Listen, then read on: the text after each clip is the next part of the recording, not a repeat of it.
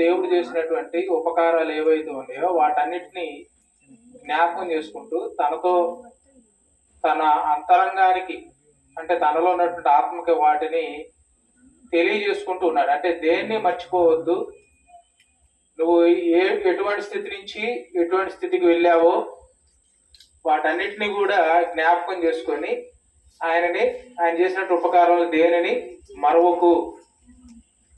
అంటే మరవద్దు అని అంటే దానికి ప్రతిఫలంగా ఏం చేస్తాడు అని అంటే, చూడండి, ఎవరైనా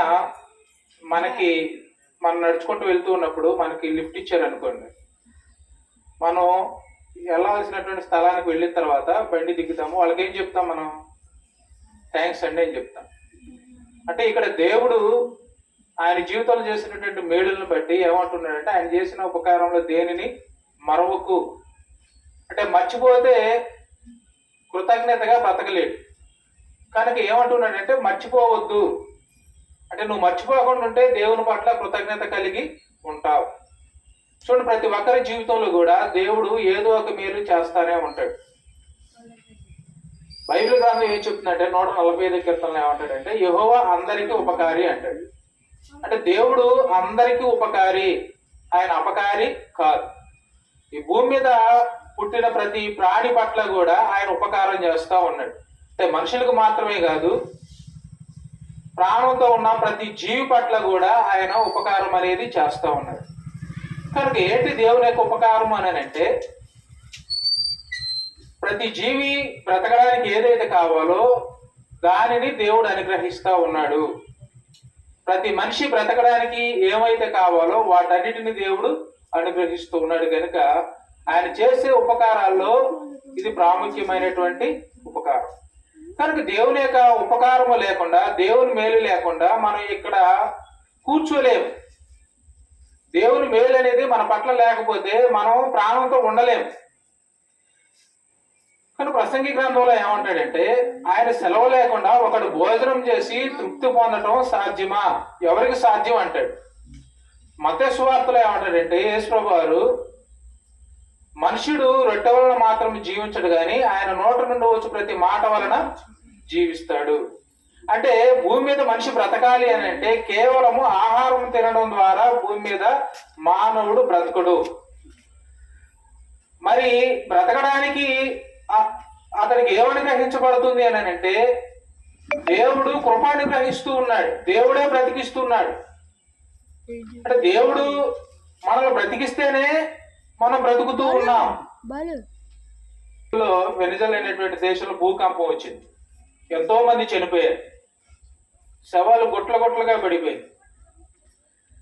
కనుక ఎందుకు అలా జరిగింది అని అంటే, దేవుడు దానికి అనుమతించాడు. అక్కడ ఉన్నటువంటి పరిస్థితులను బట్టి, అక్కడ ఉన్నటువంటి వాతావరణాన్ని బట్టి దేవుడు వారికి ఆ స్థితిని అనేది అనుగ్రహించాడు. కానీ బైబిల్ గ్రంథంలో కూడా మనం కొన్ని సంఘటనలు మనకు కనపడతా ఉంటాయి. నోహ కాలంలో ఏమొచ్చింది? జలప్రలయం అనేది వచ్చింది.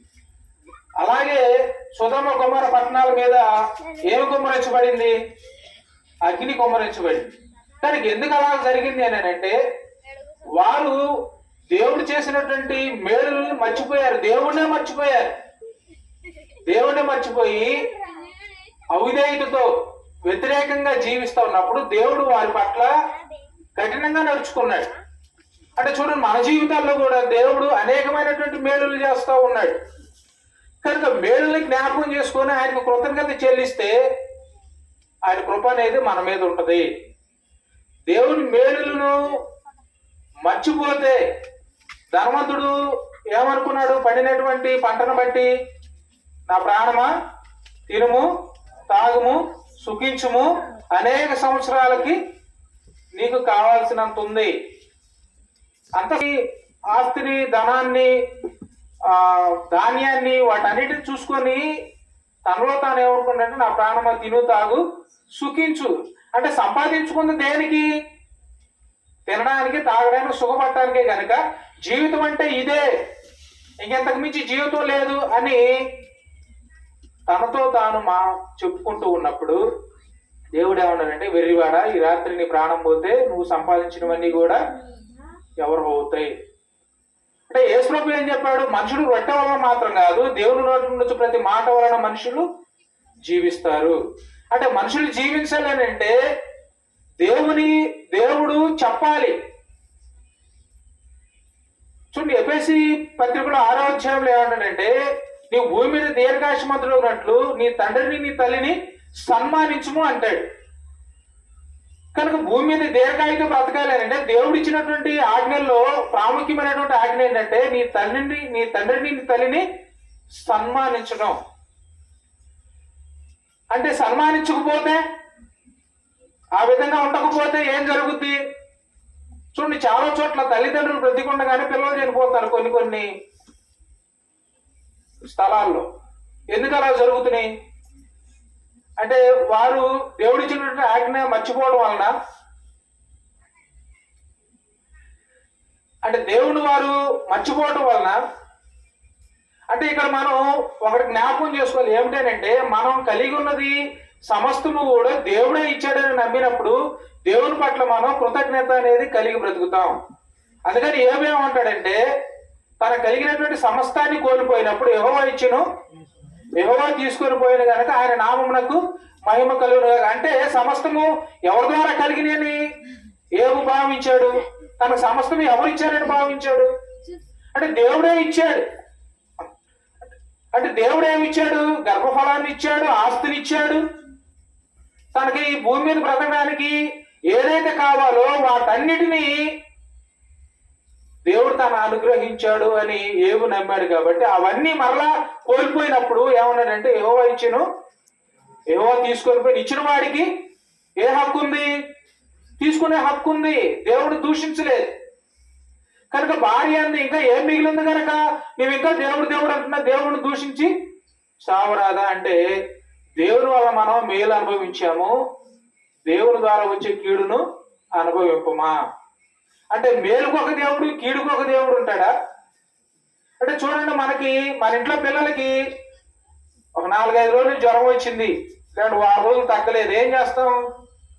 ఫస్ట్ ఏమో పాస్టర్ గారిని పిలిపించి ప్రార్థన చేస్తాం, తర్వాత పని కాలేదు అని చెప్పేసి అని తాళ్ళు వీటన్నింటినీ కడతాం అన్నమాట. ఏంటి? ఫస్ట్ ఉన్న విశ్వాసం ఏమైంది? ఫస్ట్ పాస్టర్ గారిని పిలిచి, పాస్టర్ గారు ఆ పిల్లోడికి బాగలేదని ప్రార్థన చేయండి అని అంటే చేశాడు. 6 రోజుల దాకా కూడా తగ్గలేదు. వాళ్ళు వచ్చి ఏముందమ్మా అక్కడికి వెళ్ళి ఒకటి వేయించుకుంటారా, నేలపాటు ఏదో తగిలింది పిల్లోడికి, అది వేసుకొని వస్తే తగ్గిపోయింది అని అంటే, అంతకుముందు పాస్టర్ గారు వచ్చి ప్రార్థన చేసినంత ఏమైపోయింది? వెళ్ళిపోయింది. అంటే కీడు జరిగేది ఎవరి ద్వారా వస్తుందని మనుషుల నమ్మకం. కీడేమో అపవాది ద్వారా, సాతాను ద్వారా వచ్చింది, మేలేమో దేవుని ద్వారానే వచ్చింది. కానీ అపవాది ఏవుకి కీడు చేయడానికి ముందు దేవుడి దగ్గరికి వెళ్తాడు. దేవుని అనుమతి తీసుకునే ఏవుకి కీడు చేస్తాడు. కనుక ఆ విషయాన్ని ఏవు గ్రహిస్తాడు. అందుకని ఏమంటాడంటే, దేవుని వల్ల మనం మేలు అనుభవించాము, దేవుని వలన మనం కీడు అనుభవించలేము. అంటే మన జీవితాల్లో మేలైనా కీడైనా దేవుని ద్వారానే వస్తాయి. అందుకని దావీదు ఏమంటే, ఆయన చేసిన ఉపకారాలు దేనిని మనకు, దావీదు జీవితంలో కూడా కష్టాలు వచ్చినాయి. ప్రతి ఒక్కరి జీవితంలో కష్టాలు, సుఖాలు ఇవన్నీ కూడా వస్తానే ఉంటాయి, పోతానే ఉంటాయి. ఇవన్నీ సీజన్. ఒక సంవత్సరంలో ఎన్ని సీజన్లు ఉంటాయి? ఒక సంవత్సరంలో ఎన్ని సీజన్లు ఉంటాయి? వర్షాకాలం, ఎండాకాలం, చలికాలం. 3×4 12. ఒక్కో సీజను 4 నెలలు. అంటే భూమి పుట్టిన కానించి ఇది జరుగుతూనే ఉందా? మధ్యలో ఏమైనా మార్పు వచ్చిందా? మనిషి పుట్టిన కానించి చచ్చేంత వరకు కూడా ఏదో ఒక సమస్య వస్తానే ఉంటాయి. కనుక మేలు జరిగినప్పుడేమో, పంట పడినప్పుడేమో దేవుణ్ణి, పంట పడినప్పుడేమో ఏదో జరిగింది అని చెప్పేసి అని అనుకుంటే అది క్రైస్తవుల లక్షణం కాదు. కనుక కీడు జరిగింది అని అంటే, లాభం జరగలేదంటే దేవుని పట్ల మనం విధేయతగా లేము అనేది మనం గ్రహించాలి. అలా గ్రహించి దేవుణ్ణి ఏం వేడుకోవాలంటే, నేను ఏదైనా తప్పు చేస్తే నన్ను క్షమించి నాకు మేలు చేయను అని అంటే, దేవుడు క్షమించి మేలు చేసేవాడు. కనుక ఆయన ఏ ఒక్కరికి కూడా అపకారి కాదు, యెహోవా అందరికీ ఉపకారి. కనుక మన జీవితంలో అంటే గతంలో జరిగినటువంటి కాలంలో మా పిన్ని గారి జీవితంలో ఆమెకి ఇచ్చినటువంటి భర్త గారి ఆరోగ్య విషయంలో దేవుడు కృప చూపించాడు. హార్ట్ సర్జరీ చేయించుకొని క్షేమంగా మన మధ్య ఉన్నాడు అని అంటే అందుకు దేవుని కృపే. కనుక కృప లేకపోతే ఎవరు బ్రతుకురు. యేసు ప్రభు చెప్పినటువంటి మాట అదే, మనుషుడు రొట్టె వలన మాత్రం జీవించడు. మనం ఆపరేషన్ చేయించుకుంటే బ్రతకం, దేవుడు బ్రతికిస్తేనే బ్రతుకుతాం. కనుక ఈ సత్యాన్ని మనందరం గుర్తుపెట్టుకొని దేవుని పట్ల విధేయతగా ఉండాలని మనం చేస్తూ వాక్యాన్ని ముగిస్తున్న సమయం ఇచ్చిన పాస్టర్ గారికి